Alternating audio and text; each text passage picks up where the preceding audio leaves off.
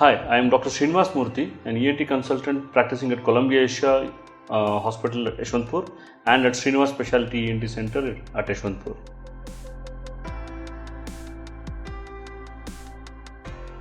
The most important thing is to evaluate whether you have simple snoring or whether it is associated with a condition called as obstructive sleep apnea.